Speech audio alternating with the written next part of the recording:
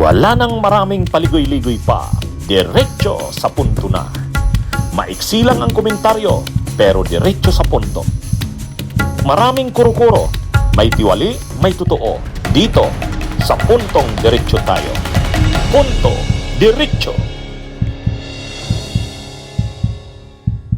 Umattend si Bong Revilla doon sa pagdinig sa DOJ. Yung preliminary investigation ng kanyang kaso. Kasi maraming kaso si Revilla.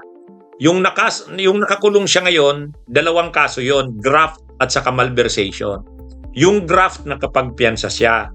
Pero yung malversation unbailable. Pero mayroon pa sa kanyang nakapending na kaso sa DOJ. Under preliminary investigation. Plunder yun. Ngayon nag-hearing nung isang araw. Sa hearing na yon, si Revilla nakaposas, naka-PDL na shirt, yung sa yellow shirt ng PDL. Nakaposas, ganyan siya. Tapos tinatanong siya ng media. Senator, ano pong comment nyo? Anong masasabi nyo? Mensahe nyo po. Ano po kayo sa publiko, sa mga supporters Wala nyo, kung sir? paano nakakatulog yung mga nag-akusa sa akin. Paano pa kaya nakakatulog ang mga nag-aakusa sa akin? Yun ang sabi ni Bong Revilla. Paano pa daw kaya nakakatulog ang mga nag-aakusa sa kanya? Kumbaga masama ang loob ni Revilla Sa tingin niya, parang trinaydor siya. Yun, parang kung titingnan mo, yung sama ng loob ni Revilla, dala ng traidor. Parang walang kakampi siya.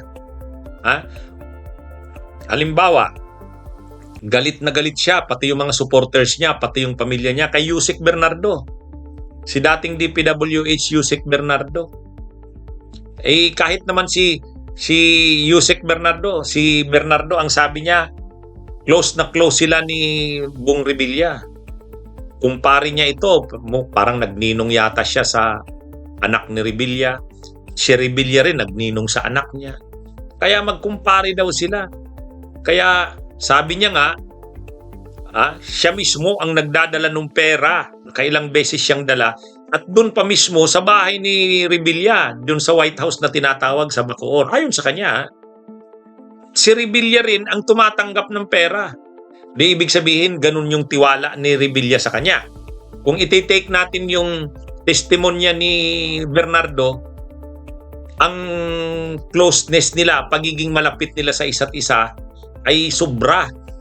Yung tiwala nila sa isa't isa ay sobra. Nagtitiwala si Revilla sa kanya. Parang ang mga pundo yata ni Revilla, yung mga allocables, mga pundong, kasi sa Senado ang nangyayari, Senator Revilla, 1 billion sa'yo. Bahala na si Revilla nun kung saan-saan niya idadala yon. Dahil pinagtitiwalaan niya si Bernardo, Yusek, ikaw nang bahala kung saan yung pundo ko.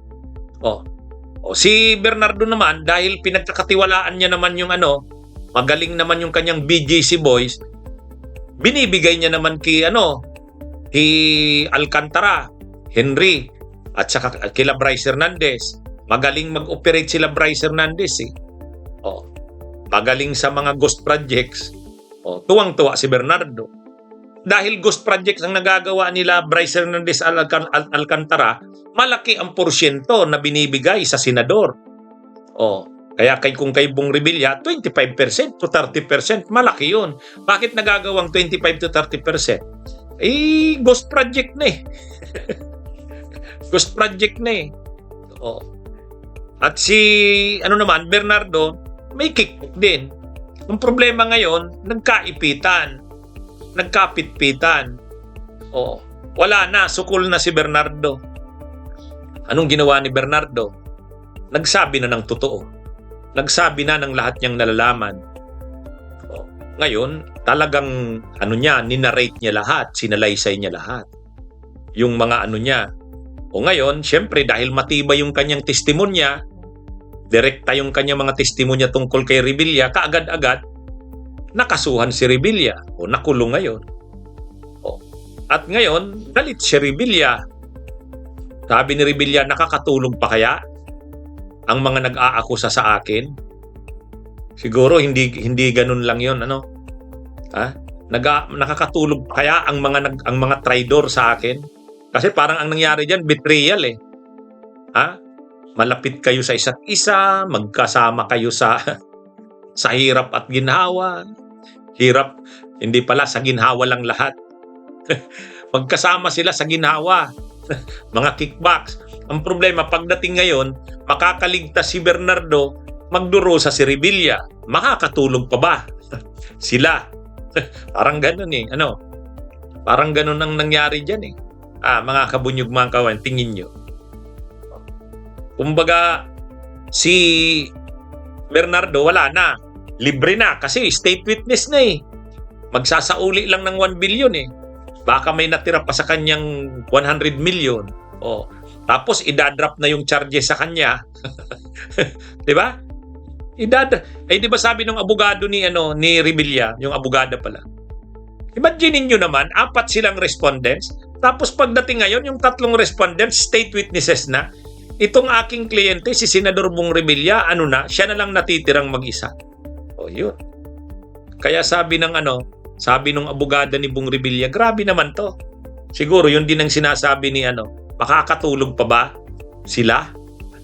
Lalo na siya, si Bernardo. Kasi sa labas nagrarally yung mga tao, supporters ni Revilla. Ang nakalagay doon, si Yusek Bernardo daw ang panagutin eh. Kasi ito daw talaga yung mastermind. Ang problema, nag-cooperate na si Bernardo eh. Naglabas na ng kanyang sinumpaang salaysay at ginawa ng state witness. Wala na, drop na ang charges sa kanya. State witness na eh. Kaya siguro ang nararamdaman dyan ni Bong Revilla, betrayal. Magkasama tayo sa ganyan, nanginabang tayo sa ganyan. Tapos siguro ganun siguro pakiramdam ni Bong Revilla diyan. Magkumpare, grabe yung tiwala. Tapos yung pala ipagkakanulo lang siya, betrayal. Kaya siguro yun ang sinasabi ni Revilla na nakakatulog pa ba? Siguro pinaparinggan si Bernardo, nakakatulog ka pa ba sa ginawa mo sa akin? Anyway, wala eh. Hindi na kaya ni Bernardo eh. Nasukol na siya eh. Kaya sinabi niya na lahat. Anyway, mga kabunyog, mga kababayan, magandang araw sa inyong lahat. Bunyog, bunyog, halikan na kasama ka. Bunyog, kapag buklod ay may pag-asa. Luzon, Visayas, Mindanao, isa ang pananaw. Sa bagong Pilipinas ang bunyog isisigaw. Bunyog.